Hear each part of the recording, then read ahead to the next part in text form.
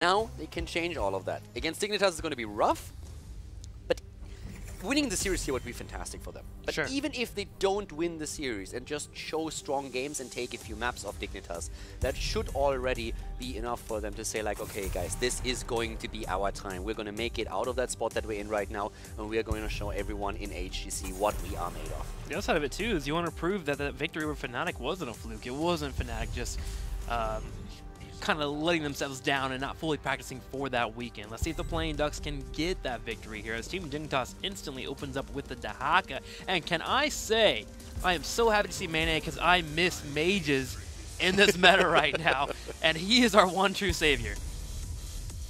Alright, I have pretty bad news for you. He's going to be an Ariel main.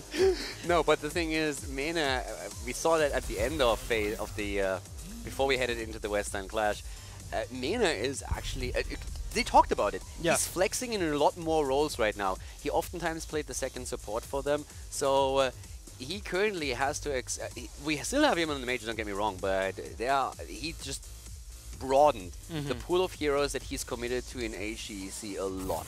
So we might still see a couple of games where we are a bit mageless here. But let's talk about this draft for a second, because these guys are just going all out on it. I mean, look at it. Dahaka picked immediate reaction on the side of the Ducks, saying, boys, it's Illidan time. Let's get the hatred in. Hasadar to help him out here. And then Dignitas with a counter trying to get Uther, of course, to not only counter out Illidan, but also to help Genji out at the same time. Yeah, so... I mean, not only they are excited, our production team is excited as well. It's dropping the throw graph it up, like, oh my let's go. god, look, the draft is in. Well, not yet. We saw this in the Eastern Clash, actually. I guess the question of how does Illidan and Dahaka fare in that top lane? And so far, it's always felt like Illidan always wins the trade out in some way or some form. If you're able to dodge out in those tongues, eventually you will break down your opponent, and you're going to need some help. In fact, it got to a point where MVP Rich was saying, I don't understand why you would even pick Dahaka. Illidan is that good. So now here in Europe, we get to see how that's going to be able to pan out.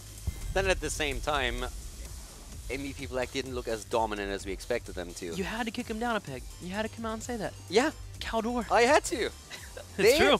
They struggled. Yeah, they wound up changing their game plans actually after a couple of days. Exactly. So, I mean, at the same time, Rich already, like, I talked to Rich and he said, well, I have to actually practice a little bit more here. I don't feel as strong as I think I should be. And just wait, when we meet each other at BlizzCon again, I'm going to have completely stepped up my game. I hope so. That was already where he said, boys, I know this is an issue right now. I'm going to be better than that. And just you wait at BlizzCon, I'm going to dominate.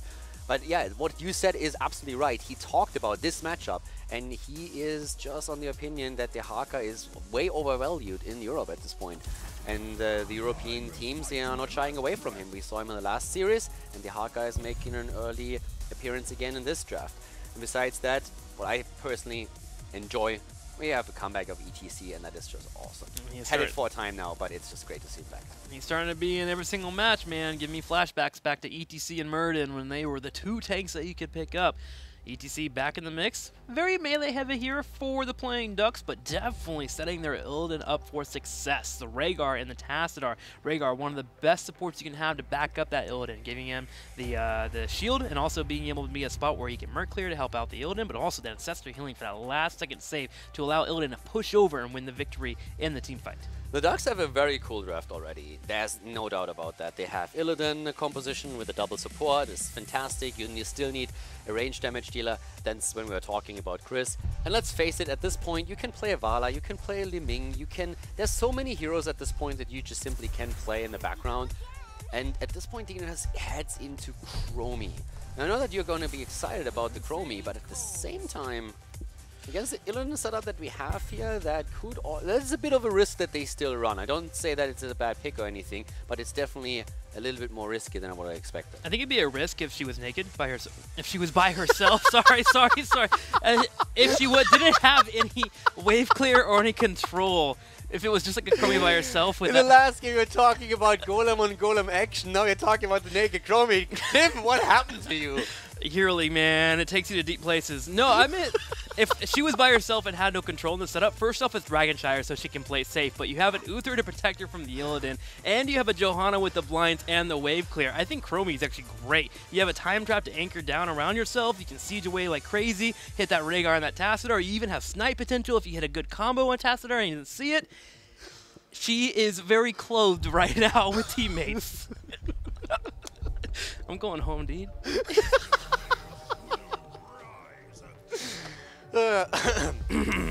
All right. Great main.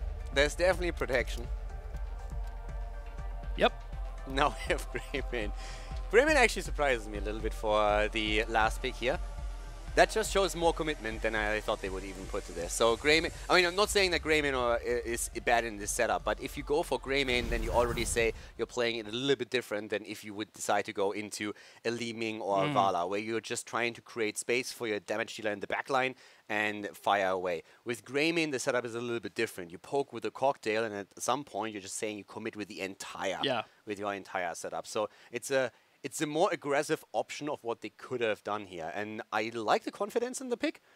I didn't expect it with Chris. I thought, okay, 100% we're going to see Vala Li Ming, something along those lines. Hungering Arrow Vala. Yeah, it's a fantastic build. Yeah. Especially what I liked is from, I think we've seen it for the first time in the Eastern Clash. Might have made an appearance at the Western, I think it was the Eastern hybrid build. When you still go for your auto attack talent on level 1, you make sure that you get the mana regeneration and the movement speed in if you do not need the extra damage against minions and mercenaries, as you would on Battlefield of Eternity. So that style, I actually like that a lot. Play a lot myself right now in games, so I enjoy that. But this is a more aggressive style, shows a lot of confidence. I like it. Yep, looking to get those kills as soon as you can here. And it's time to go here. Best of 5 series, Playing Ducks taking on Team Dignitas. Will Dignitas show their dominance, or is the Playing Ducks on a big streak here of victories?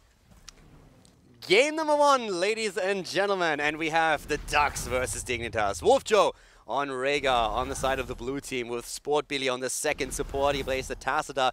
And then frontline, Nanda on ETC. We have Chris on Greymane, and for the extra damage, of course, Eternal rocking the melee assassin with Illidan in this first game. On the right side, in the red, Team Dignitas, Snitch on Genji, Bakery on Uther, JPL on Johanna, Zillia on Dahaka, and our savior, if you're a mage fan, Mene on Chromie. I'm hyped for this. I'm definitely hyped for this game now.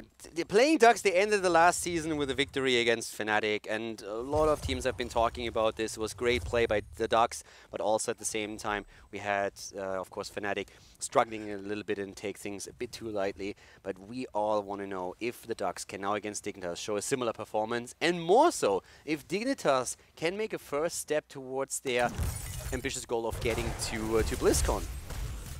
Been seeing this a little bit more. Tassadar being paired with a melee assassin or a tracer and going to a different lane and putting pressure on that lane. Already Eternal should be a decent spot against the Dahaka, but this is compounded by those shields coming in and the wave clear that Sport Billy can provide. Team Dignitas does respond by bringing Snitch up to the top to apply pressure, but this should put the bottom lane in a spot here where it can be controlled pretty decently by the Playing Ducks with that Greymane. Yeah. Happy to cast Mene again. He is one of the few players that has a lot of fashion sense, not only with the skin choice for Chromie here, but also once again riding the money pick. So kudos to him. Up to the top lane, the 2 versus 2 fight is continuing with Snitch and Zillia still battling off against the Sport Billy and Eternal. The one worry the Playing Ducks have to worry about, as you always have to worry about with the Dahaka being in the field, is if you push in a little bit too much, Dahaka can rotate to that bottom lane, and Genji can hold that lane long enough to where maybe Dahaka gets a drag, takes out that Greymane, Uther comes in with a stun, Chromie brings out the combo. So there is a little bit of fear here from the Playing Ducks, playing a little bit on the safer side. Want to make sure that if they do go forward and engage, they have ETC nearby to make sure they have a tank to rely on. Yeah, and Mane is also in a bit of a similar position here on his Chromie. If he moves too far out and Nanda gets a good flank from the side with ETC, that might be a kill. So both of the teams are quite cautious when it comes to the early game here. But right now we have, at least for a time, 2 shrines under the control of the Ducks, putting a bit of extra pressure in. And of course the game is going to change massively once we have the level 10 abilities. Especially Illidan with the Hunt is going to get so much more utility. Level 4 hitting for Playing Ducks, but at the same time here for Dignitas to continue to work on clearing out their waves. Bottom lane starting to struggle a little bit in the clears as Dane moves in for the aggressive play, but Mene being in a safe spot and the time trap being in the bush. Chris will get caught, but in the top, Eternal in trouble. Can he get out? He does, just barely. Nice. That was actually a really cool escape, making sure that he also dodges a potential drag, sidestepping through the minion wave. And that was really well done here. It was a big commitment from Dignitas, putting 3 players to the top lane at that time. Tassadar is now rotating up to make sure that the Ducks are not losing out on experience. But that was also a good attempt from Dignitas, showing some aggression here. Nande! Drag is being hit, but WolfJoe is already on the way, slowing everybody down. Didn't even have to commit the heal here, so the Ducks are still safe. But it, of course, puts the extra pressure onto the bot lane now. Dignitas realizing they weren't going to get that kill. Good heads up play by them. Nande just tanks that drag that comes out, willing to power slide afterwards. So the Ducks push in the top lane instead, but Zelly is already back here with that enhanced agility, continuing to clear up. Gets faster and faster as he hits every single bush. Rotating with Dahaka is incredible on this battleground, being able to jump between the Brushstock in the middle and the top, and go between lanes pretty quickly with that enhanced agility finishing up.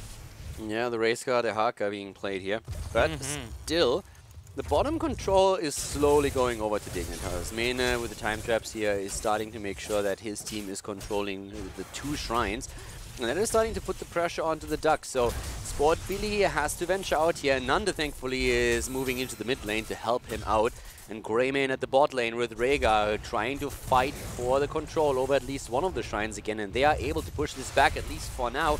But heavy pressure on Greymane and Sport Billy as well. Oh, barely getting out of there with a quick dimensional shift, dropping the shield too to make sure that Genji doesn't have a chance for a kill and a reset.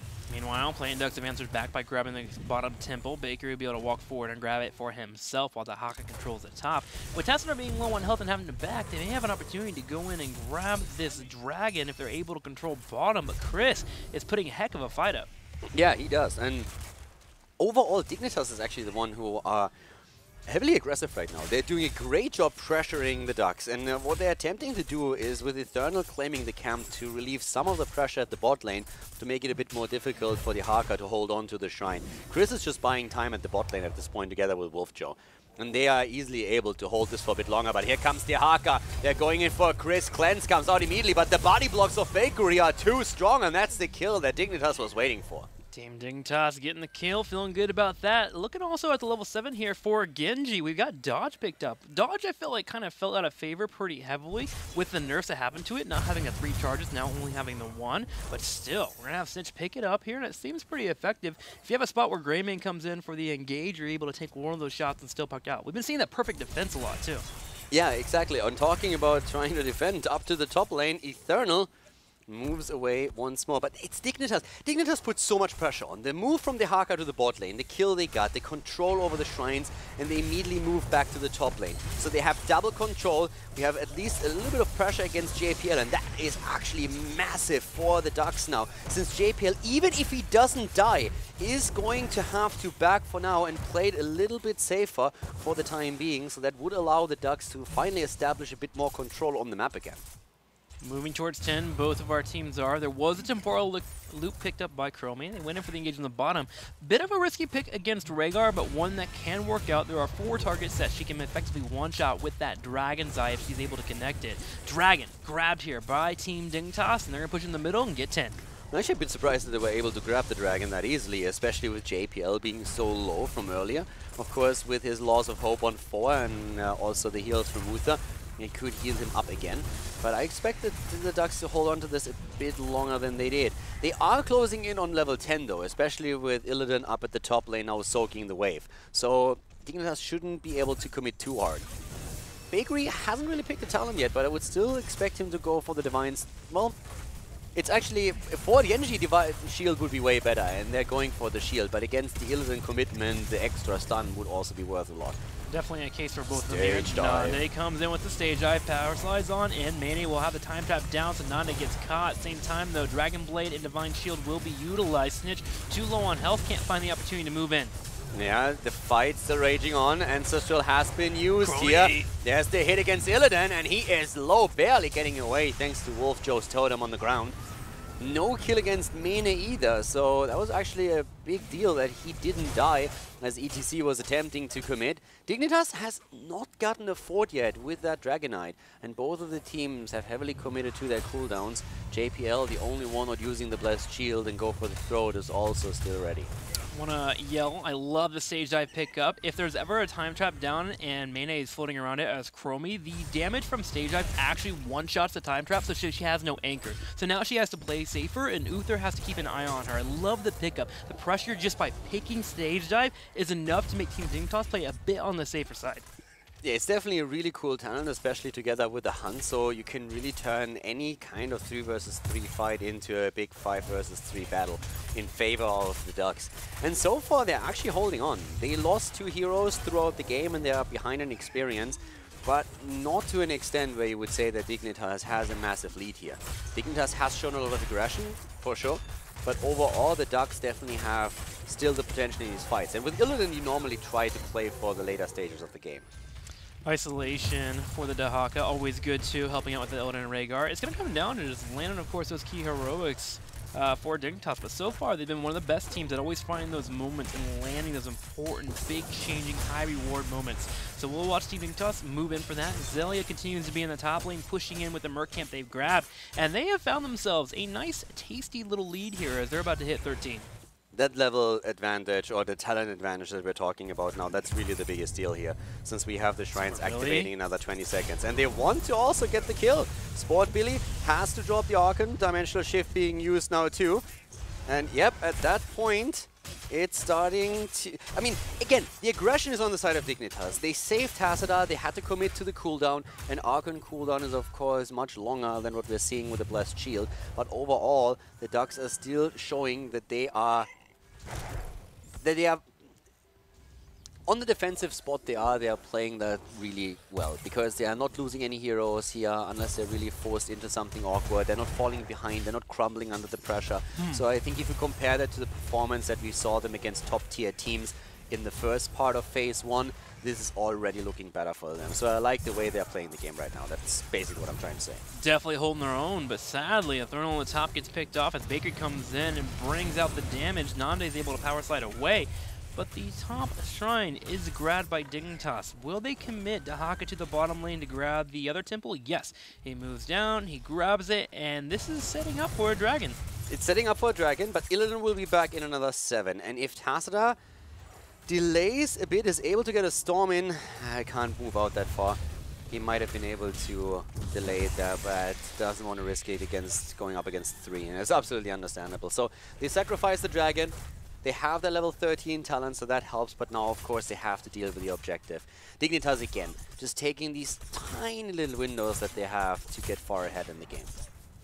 Bringing 4 to the top here while the dragon pushes in the middle, hoping to maybe get some damage on top of that fort. Siege away. Team Dignitas not doing too much to commit to this idea of the dragon, is allow it to be by itself. The idea of putting 4 on the top and making the playing Ducks come look at them gives enough room for the dragon to be effective, and they did get the fort. They're already going to the bottom here and look towards the other fort. In fact, playing Ducks are thinking about trying to force and engage in the top lane, but Dignitas isn't allowing that option.